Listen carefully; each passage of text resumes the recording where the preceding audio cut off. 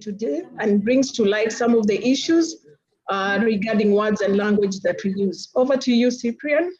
Yes, have we heard from my co-chair about the language, about how the words matter most to us, especially for children and young people living with HIV, repeatedly hearing language that always reinforces stigmas, oppressions, and also discrimination ultimately affect the health and also even the well-being of the children and also adolescents living with HIV.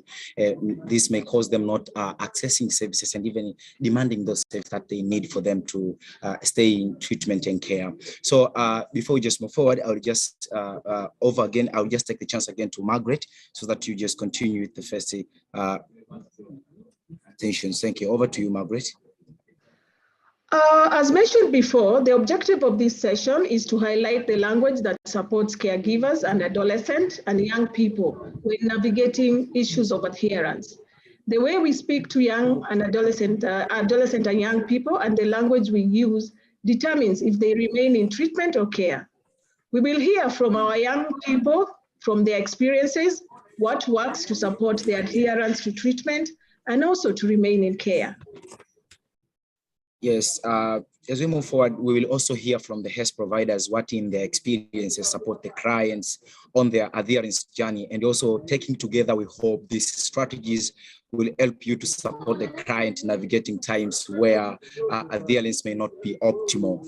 And also, we do believe that everything will just come to everything would work effectively for everyone, particularly for children, adolescents, and young people, and also the healthcare providers. But before we start the session, it is very important to know that the question will be answered after all the presentation has been made, and you are encouraged currently to use the Q&A functions to share whatever question that you may have.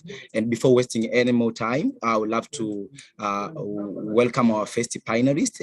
He's going to be Selma, and I'll give a short background of information about who is Selma. Selma Ndasilohebda Yambo. I'm not sure if I have pronounced your words clearly. Pardon me if it's not that clear.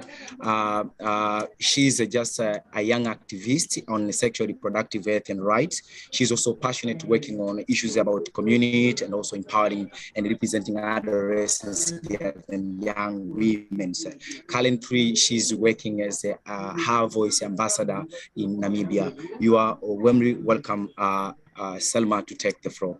Over to you, Selma.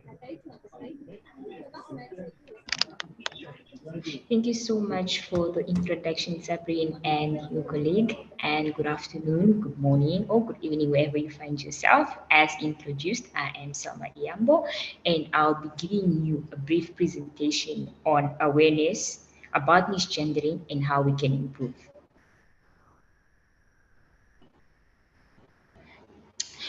So the presentation will outline what exactly is misgendering.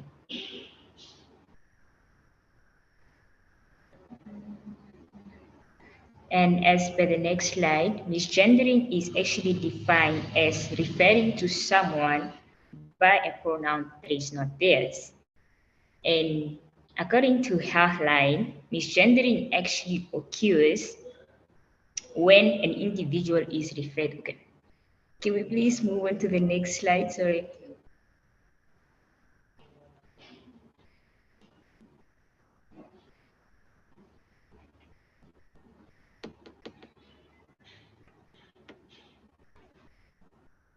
Just give me a second. I'm still waiting for tech to move on to the next slide.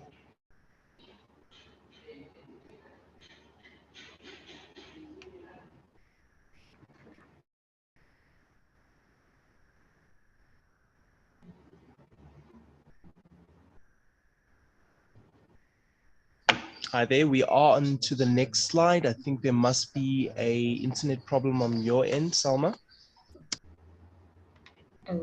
Okay, because I'm still seeing awareness about misgendering as the first slide on my screen.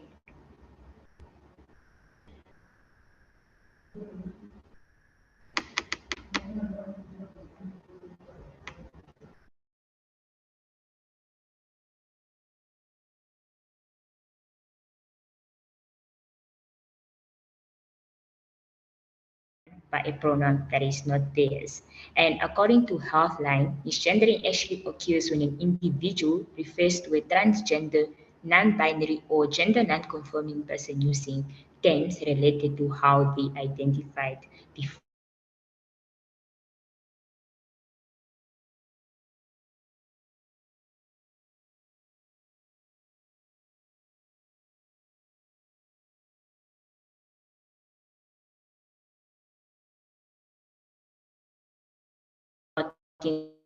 So why misgendering actually matters.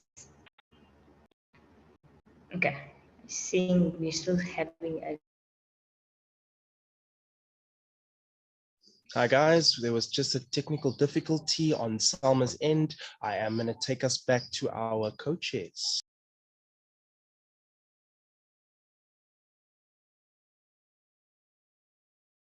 Okay, thank you so much. We have experienced a technical difficulty from Salma's end, but we can proceed from our end because